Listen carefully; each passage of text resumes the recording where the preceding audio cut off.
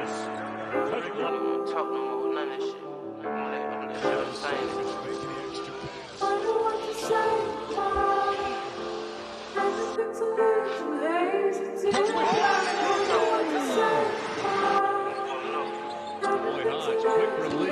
Let's go, got me started. Wrist frames carded. Pull up double parking. Don't even pay like I'm the owner. My young niggas retarded. Yo, what up, guys? We're on the clock. It's Caleb back again. Julian, Kam, in the flesh. We are all just thrilled to be back talking college hoops. And we're gonna do it in a more condensed format than you've seen maybe some of our previews. We had some record that we didn't want to get out, just didn't align with what we had going on, and so we have a nice segmented. We're gonna kind of try and roll through these guys, roll through this like a like kind of like a TV show, I guess, or like your standard talk show. So we'll have some handful of segments from each of us. Um, Starting out, I wanted to ask you guys both, um, what are your biggest surprises of the college basketball season? My good friend Julian, it's good to see you again talking college hoops. Julian, biggest surprise so far of the college basketball season? I'm gonna go Arizona State is my biggest surprise. There were not that many crazy games on this week, and I have been up and down on Arizona State. But if you look at what they did, they have a big game tonight as well. They beat a what turns out to be a tough Idaho State team, beat Santa Clara, and then took Gonzaga to the limit. And I thought that they were going to struggle this year. Bashir Jihad's been phenomenal. Jaden Quaintance has had his moments defensively for sure. BJ Freeman looks really, really good. They're not turning the ball over as much these last couple of games, which is nice to see. I thought that they were going to struggle, but they might be a team to watch out for in the Big 12 this year, and that's exciting. Yeah, I don't think we were expecting much from them, other than growing pains from the youngsters, but some good flashes early. Kam, what was a surprising thing to you this last week in college basketball? It would probably have to be how well the freshmen at Duke are playing. They're relatively young, even for freshmen, and they came in and they honestly do not care about who's in front of them. I mean, they're blowing teams out the gym. Their offense looks impeccable. Their feel, their IQ, they just look like they're juniors and seniors out there. They don't look like they're fresh into the college world right now. So that's really impressed me, how well he adjusted. Yeah, I definitely agree with that. I don't think it's necessarily surprising to a lot of people, but I think that it's been surprising to see just like no real like good like upsets. The Power Five teams, even like some of the stinkers have been generally pretty dominant. A lot of undefeated teams up and down the Power Five conferences. So I found that kind of surprising just scanning the landscape.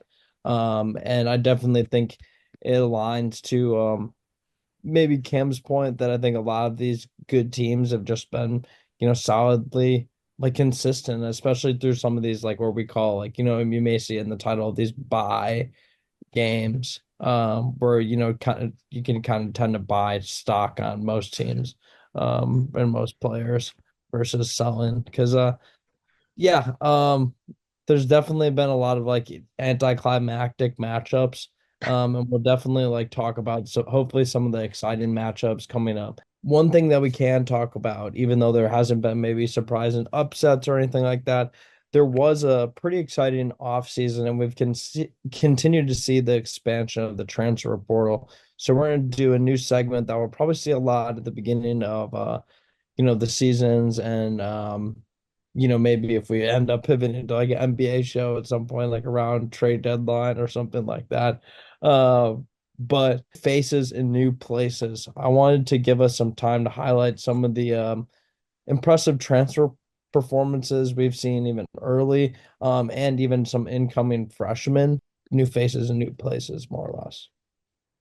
I mean, before I get into mine real quick, I do just want to say, like, I'm surprised at how many of these transfer based teams with like one-ish returner are as cohesive as they are already.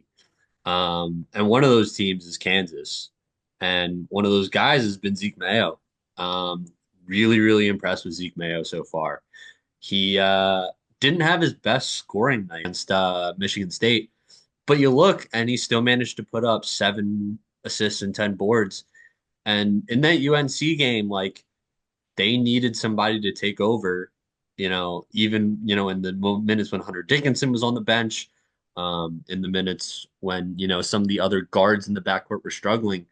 And Zeke was generating his own offense completely fine on his own, making big play after big play, big shot after big shot.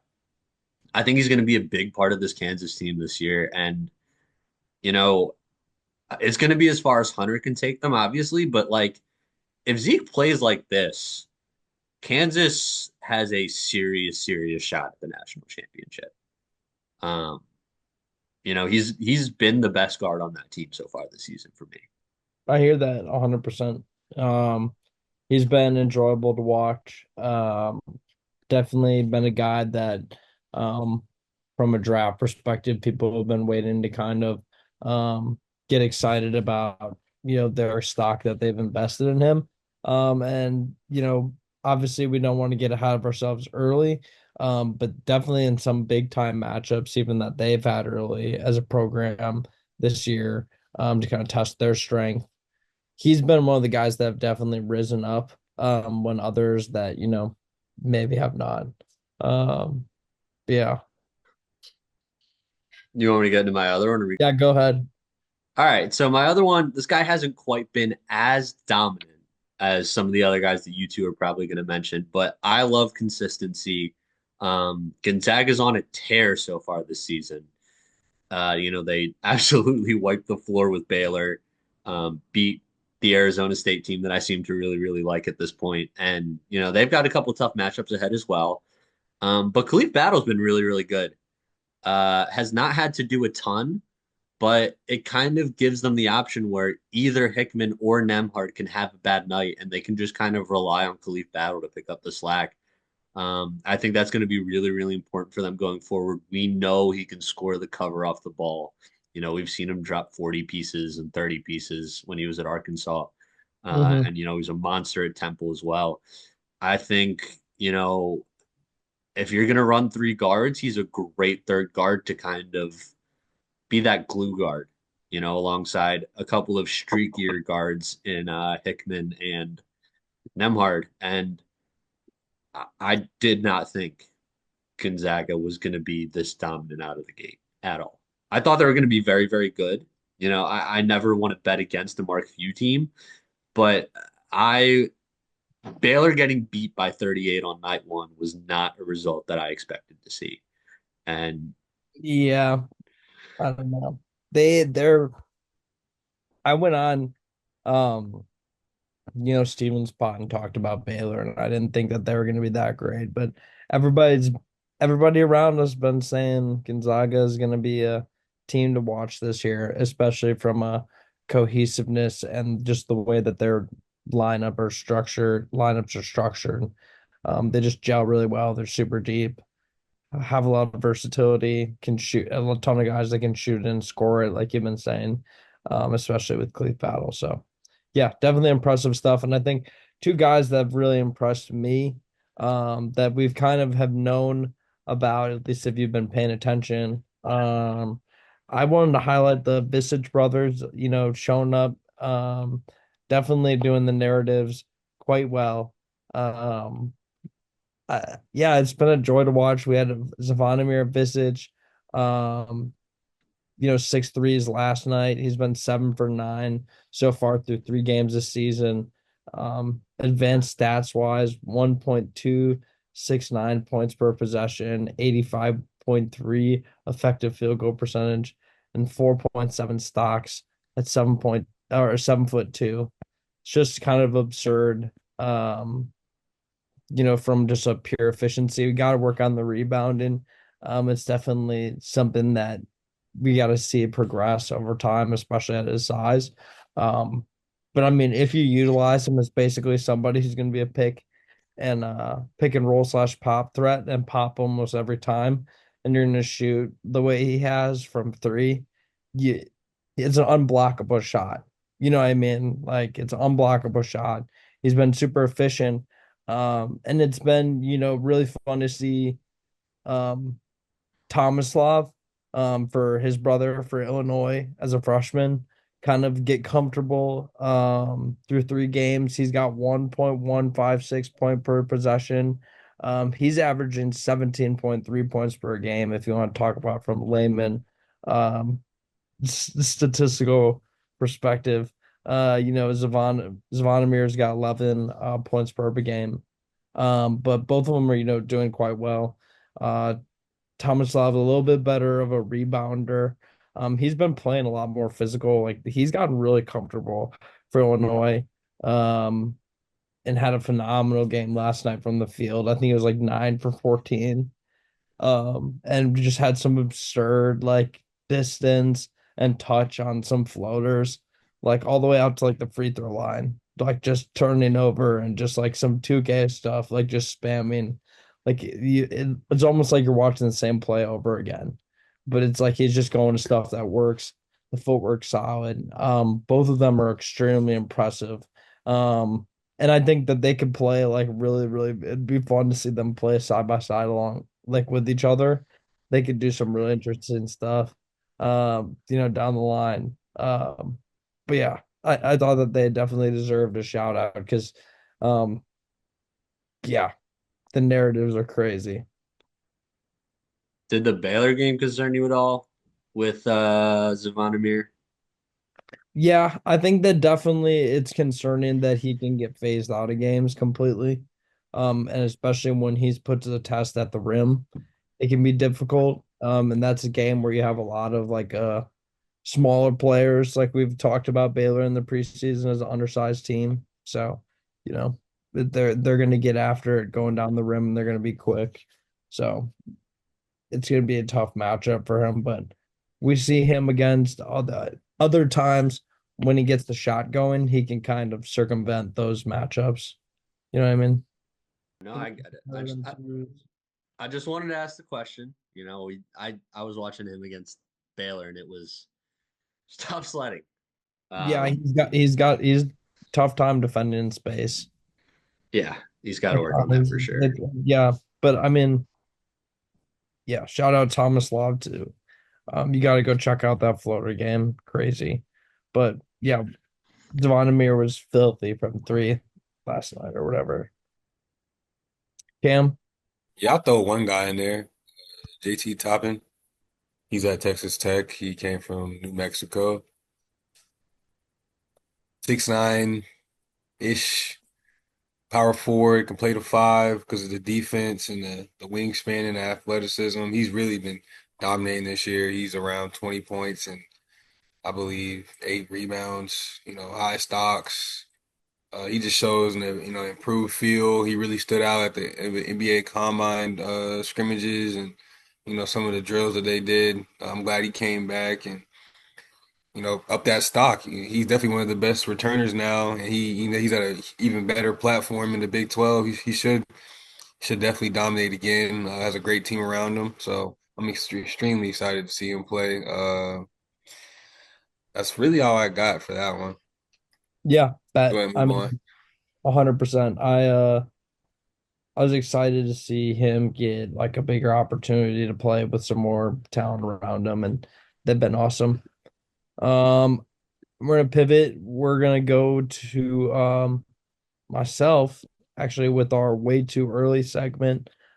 Just came up with this one about 15 minutes before the show, and I like it a lot because we're having some technical difficulties. But basically the concept is I'll cover different points of the year, a way too early prediction or conversation to talk about something or like to throw it out there. So we're gonna talk about way too early most improved player candidates. I'm gonna throw out there three filthy narratives that I just love. in college basketball. I'm gonna lead it off with Gabe the Mad Madsen, um, who's had an absolute ridiculous year in terms of like volume increase for Utah, which we talked about um, preseason, but going from 13.6 to 24.7 points per game. Um, Pretty ridiculous. And then also increasing his effective field goal percentage from 56.3, and through 3 games, he is shooting an 75.6% effective field goal percentage. He's been ridiculous. The shot making's been fun. I think he's way too early to talk about him in any type of like crazy award conversation. But shout out to Madman. Um, he's been ridiculous. Um, and we also talked about Adu Thiero, pre-show, as being somebody who was showing out amongst Arkansas players and his ability to break presses.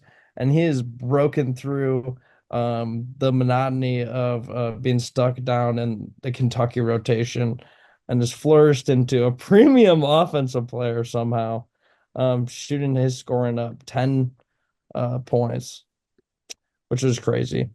He's been really impressive on the offensive end, and is another player like Madsen who I've been preaching about their game for a while, and they've been putting in work and are finally getting those opportunities, and wanted to shout them out. Not guys that are going to get a lot of talk in this Cooper Flag, um, Trey Johnson dominated draft cycle. I'm sure it's going to be.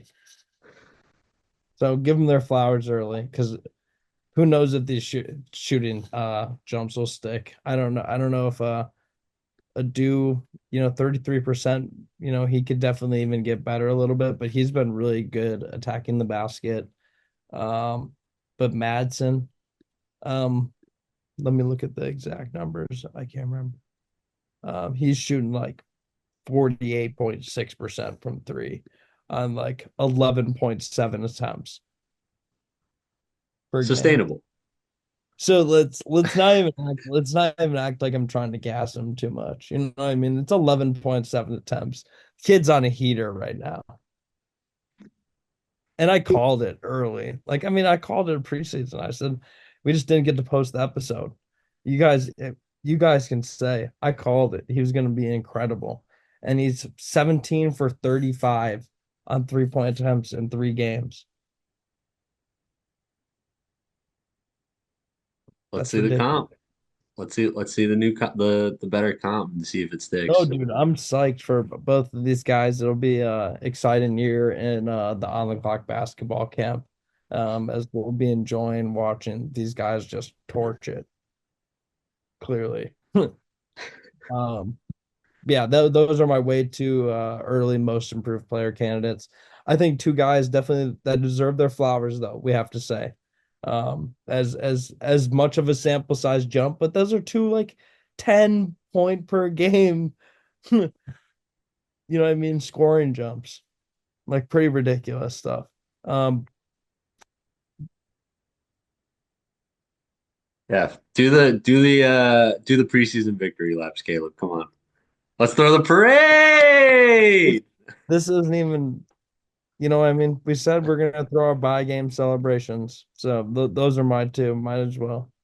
I respect it. Yeah. No. Those are two big ones though, and dead on predictions preseason.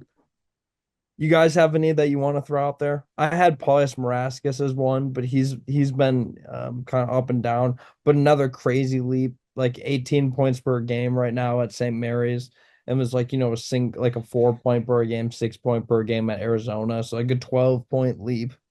But we all saw that one coming in the summer. He was showing out for Lithuania. So, do you guys have any that you want to throw out there? Most improved player? I would throw your boy Otega Owe out there. He's another one. Yeah. I'm not to continue to inflate your ego as much as you know. I'm sure it's already inflated after Gabe and after Gabe and Adu, but man, Otega Oweh on both ends of the court and that Duke game was absolutely phenomenal, and I think he deserves his flowers, like 100%. That kid's justifiably deserves been his flowers. working. That and you could, I mean, you just see his motor since when he was in high school.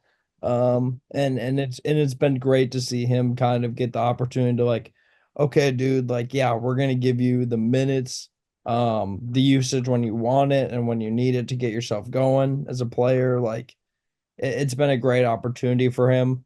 Uh, Super sick. It's been a great beginning of the year. Igor Demon, bro, that was ridiculous. That's He's been a, pretty he's the so. KGB dog. Can we give him that nickname or is that messed up? No, it's Igor Demon, bro. The KGB demon. Igor Demon, bro. He does feel like a sleeper agent. Cam, we got you with your next segment.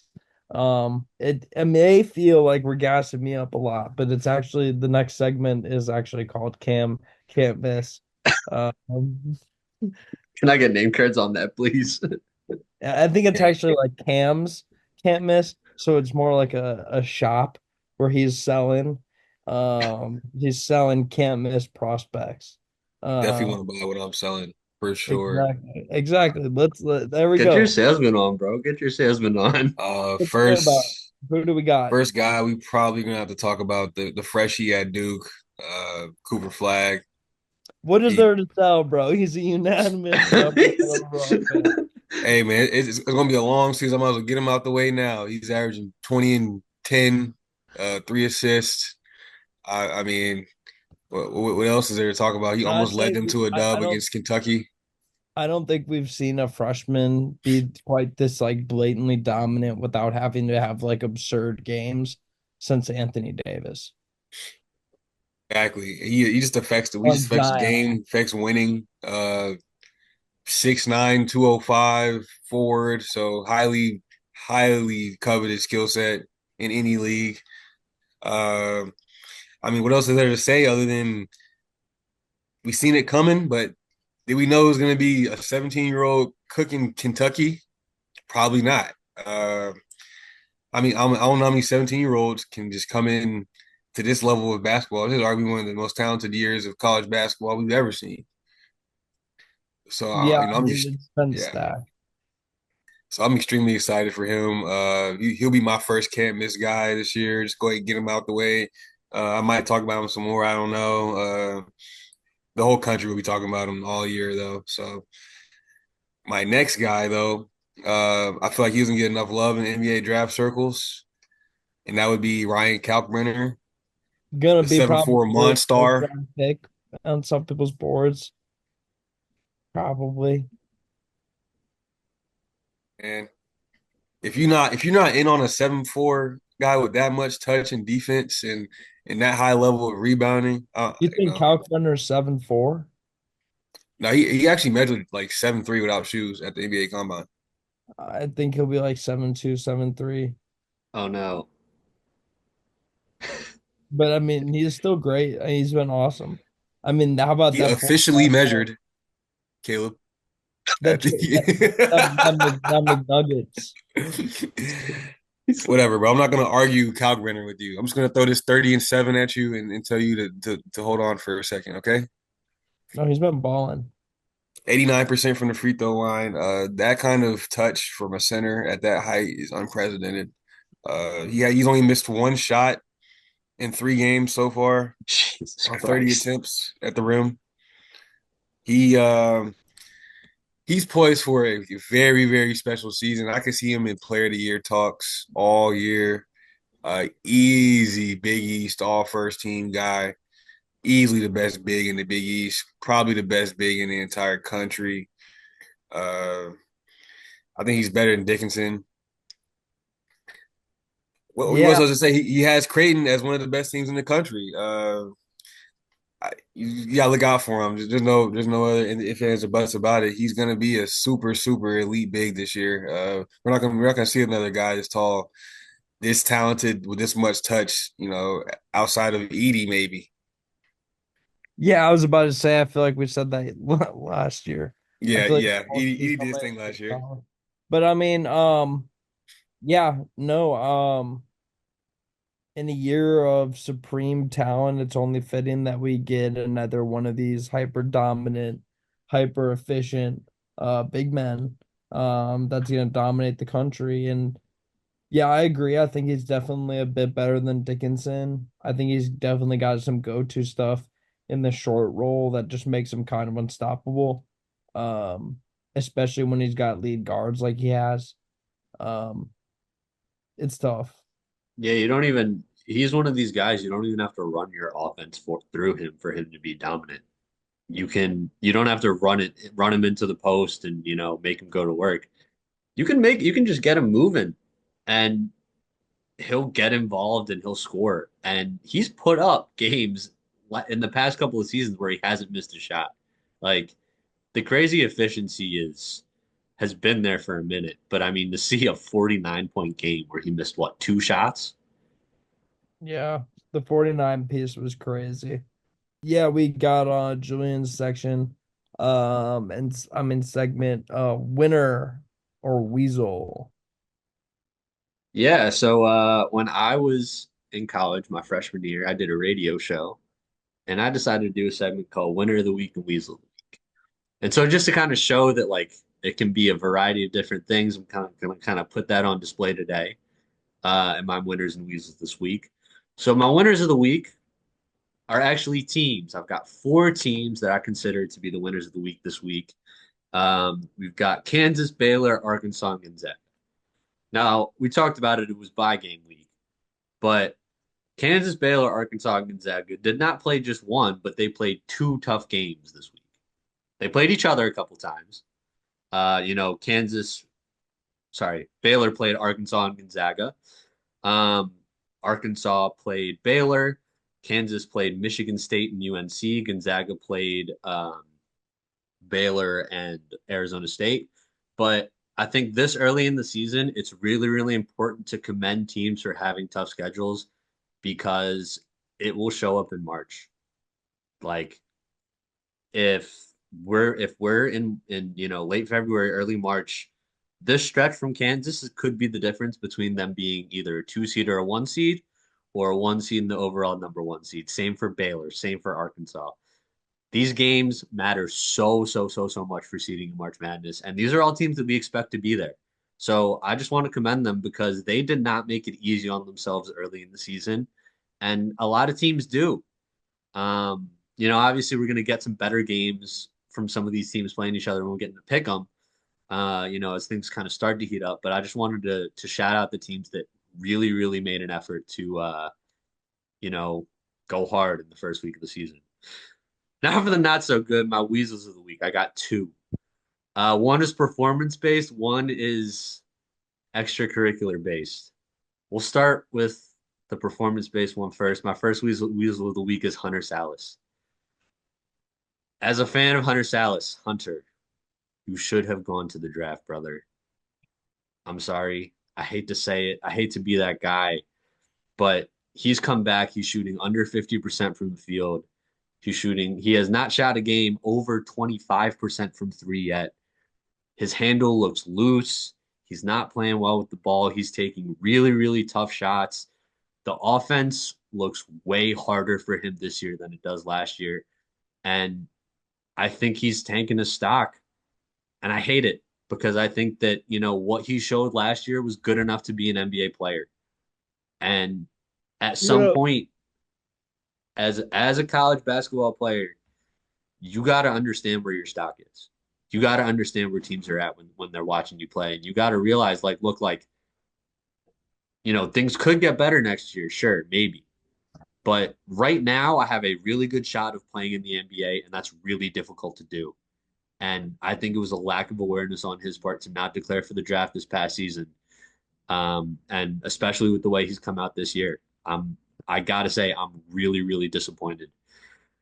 Speaking of disappointing, my other Weasel of the week, and I really love this kid. I know Caleb's a big fan of this kid. I know Cam has the OTE bias for this kid. Ja'Kai Howard, dude. Um, you first off, the body language when your team is knocking down threes, when your team is succeeding in a game early in the season, atrocious, unacceptable. You know, you are getting high minutes on Auburn. All right. Bruce Pearl wanted you to come to his school and play. Bruce Pearl didn't want you to be a rotation player. Bruce Pearl wanted you to be a high caliber, fifth, sixth man in the rotation. And so for you to show that is flat out unacceptable. And to follow that up, for you to be the reason going into a game against Houston that your team has to turn a plane around and fly back, and for you to not play in a game that would have been so important to you is I can't condone it, man. I get it. You're a young kid. You're coming into a big school, but we see plenty of players come in as young kids into big schools and not have this issue. You know, put your ego to the side, check yourself right now because I mean, you have a shot at the NBA. You do. You are talented enough to be an NBA player, and you don't want to be throwing it away because teams don't think that you're a good culture fit. That's my little Ja'Kai Howard stand. Those are my Weasel of the week and my winner of the week. And that's my little segment, guys. Good start. Nice. That was spirited, wasn't it? I like being spirited. It's early. We got to get the energy up. Coach speak, Coach Julian. Bro was talking facts.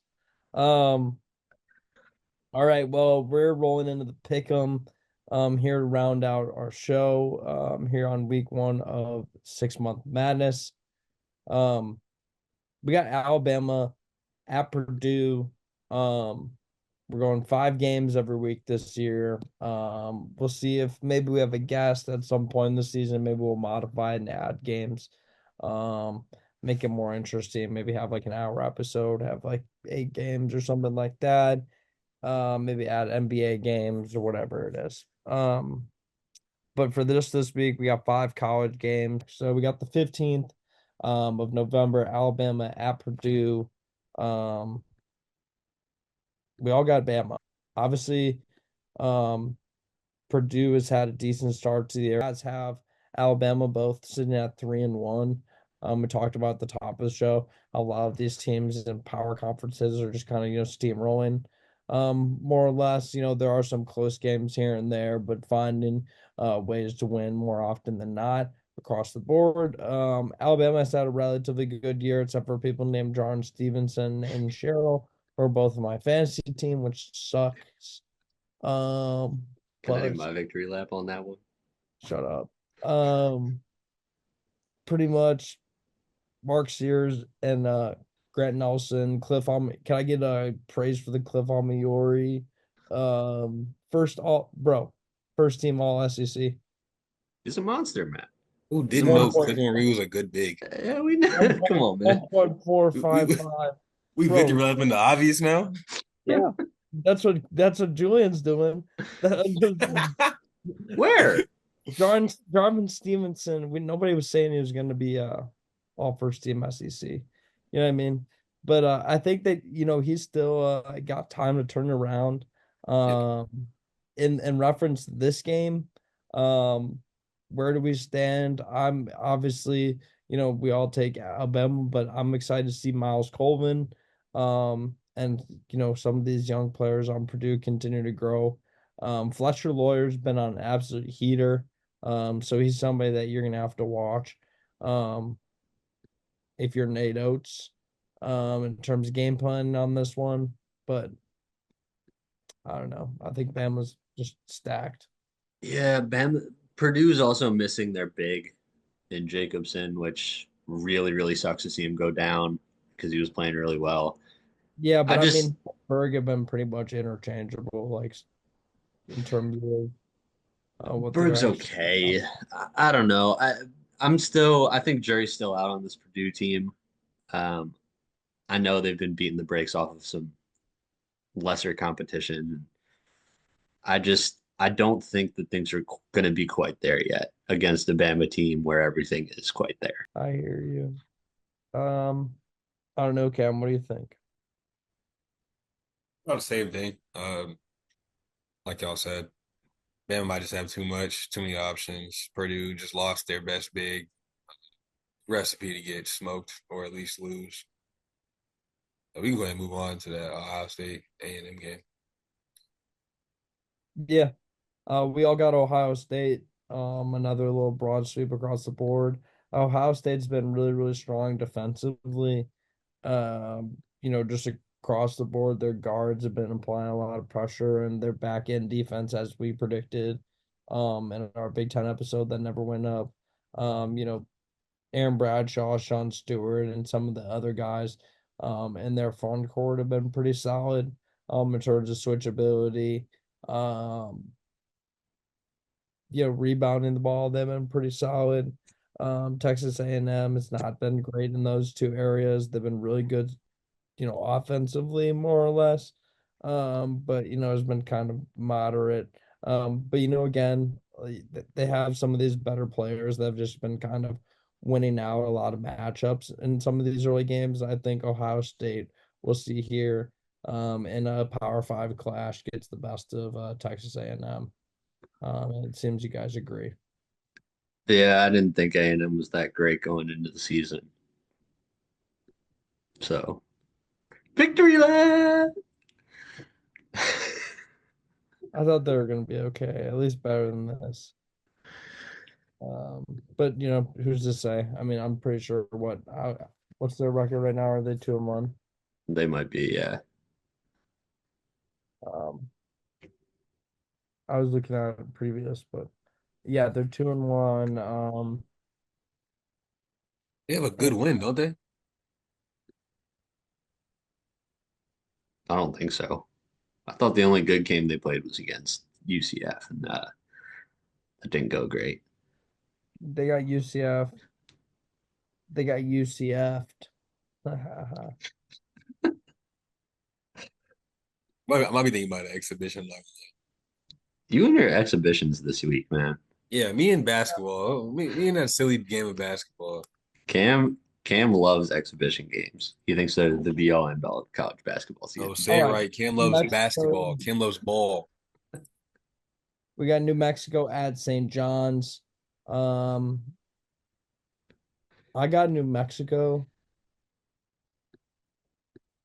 Um, why don't you guys give me a reason for St. John's? And I'll give you my reason for next New Mexico. I think the St. John's team is gritty, man.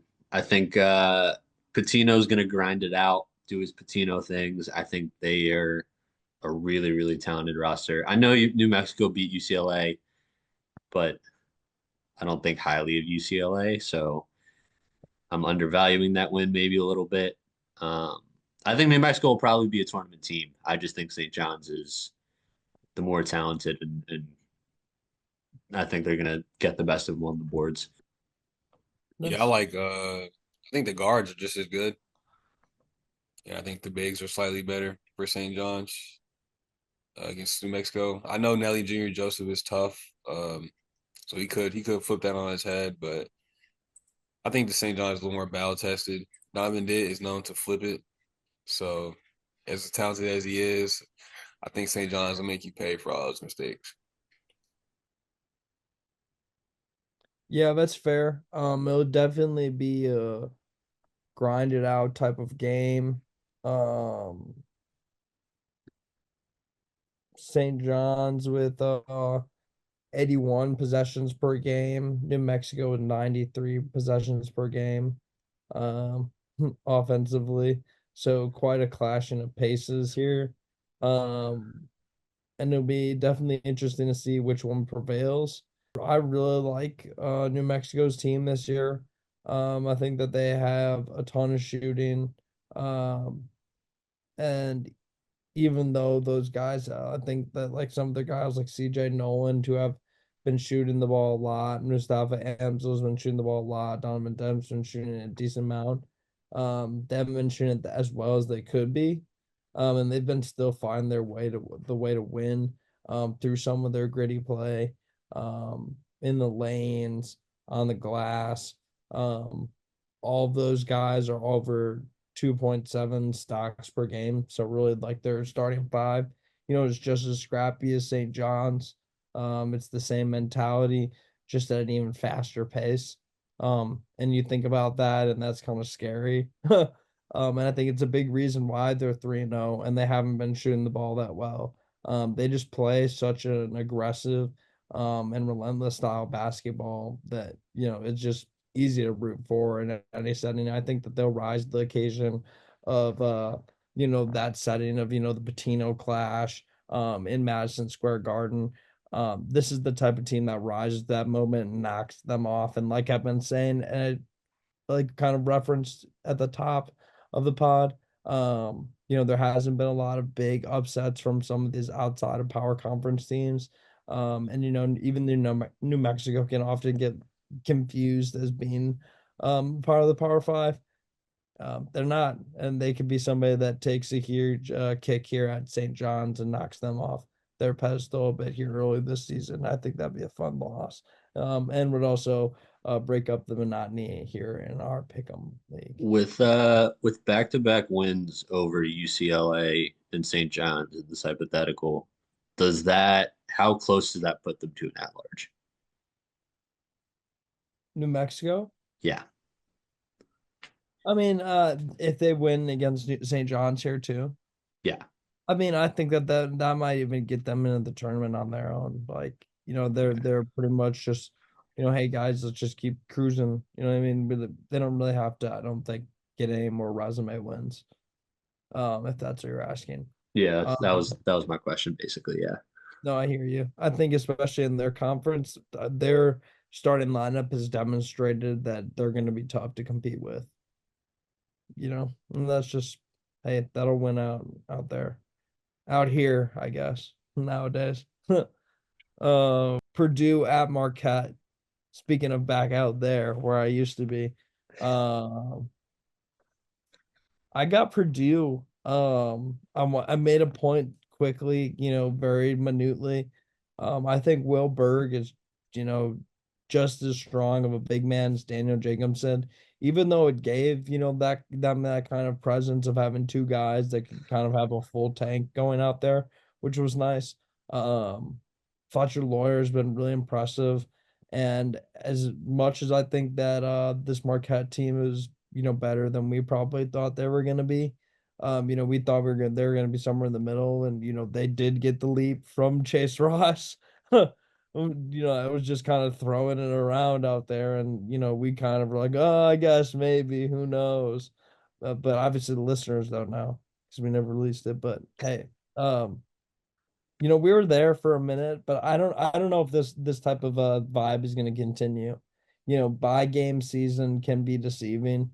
And what we know is not deceiving is Fletcher Lawyer is a big game fiend.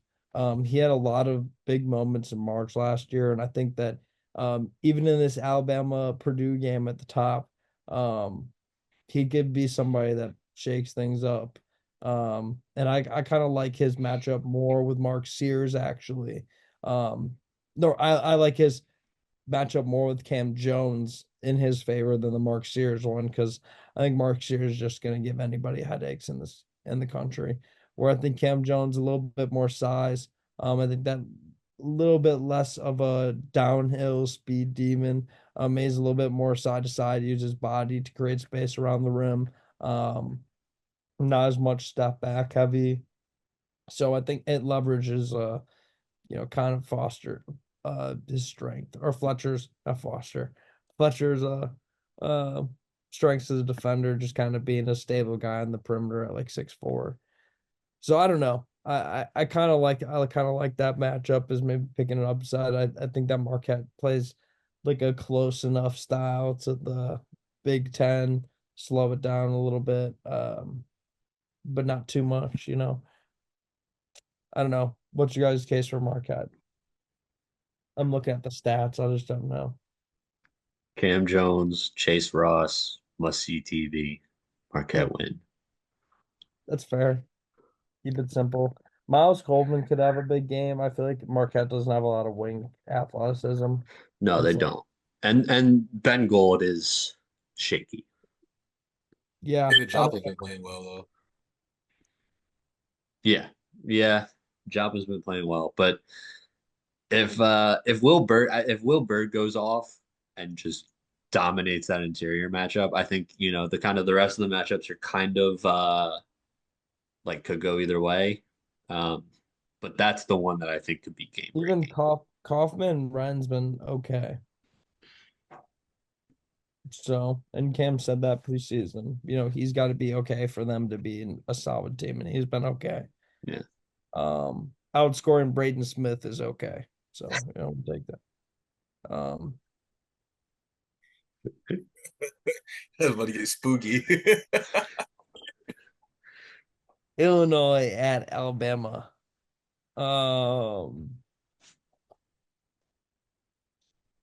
I had Illinois here, so did Julian. I thought I was gonna be alone in this upset pick. I really, really like Illinois' team. I don't think I can pick many teams over them this year.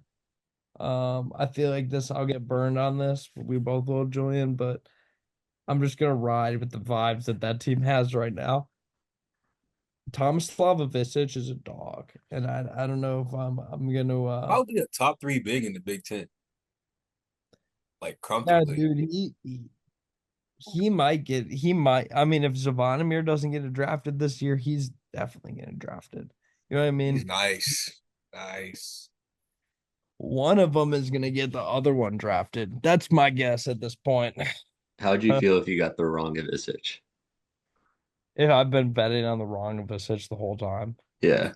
I don't think so. I think if anything, Tommy's older though. I've been betting on both of them. You know what I mean? Like I thought Tomislav, back when he played at the draft combine a couple years ago looked nice. Um, and I thought he looked tough, like in the fast break when he was like 19, I think. Um, he's a little bit older, so He's 21. it'll be interesting to see. But I mean, Zvonimir's 20, Yeah. so it's I think that both could definitely still make it to the league, but it'll be interesting. I think Will Riley is a guy and KJ, as they call him on the broadcast, Kasparos Jakuchonis, is dogging. I mean, he's impressive. Um, Seeing him respond and react to the Oakland zone last night was fun. Um, just enjoyable hoops to watch. Um, and yeah, I think hmm, yeah, that's really my notes. I mean, I think that we talked about the top Alabama stacked, but this Illinois team's just a different level of basketball. I don't know how they're not a top 25 team yet, if I'm Yeah, being I honest. was thinking the same thing. I feel like they're knocking on that top 25 door. Yeah, I mean, Colin Boswell has looked fantastic. Um, Ben Humericius has shot honestly like pretty okay. You know what I mean? 9 for 20 is okay. But I mean his overall effectiveness has been there. Trey White's been solid, and has earned his minutes. Um, Draw Gibbs Lawthorne has been interesting. You know, what I mean, how they utilized him as kind of primarily a scorer, at the guard spot. Um, Yeah, I don't know. I really like the makeup of their lineups though. I think that they're definitely tough to match up with. And even if you're an Alabama squad where you have a ton of versatility and length too on the wings, there's just nothing you can do with the Visage down there. I mean, I don't think Amaniori's like that. Like I mean, and I like Cliff. You know what I mean? But I just don't know if he can handle big Thomas Loft down there. Big Thomas. Big T, bro. Cam, your rebuttal before we close it. I mean, bro, come on now. I know. I mean, it's kind of a pipe dream. No, Alabama. no, no, no, not a pipe dream at all. I think if KJ has a bounce back game and then Trey White can provide some offense, you're gonna get some good games from Ivicic, Henrichs, and even Morez Johnson, who looks like he's stepped in there as like a little enforcer. So they're legit in the front court. I think they hold up in the front court. I just think and Colin Boswell, they gotta go head up with that perimeter. Kylan looked more engaged last night. Definitely on Right. defense. He looked locked in. Was ready to answer the challenge. So it'll just be about continuing to put it together for him. God damn it.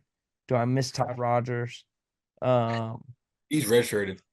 yeah, I know, bro. I'm pissed.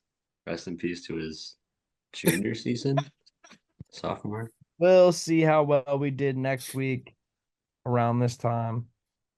We're off the clock.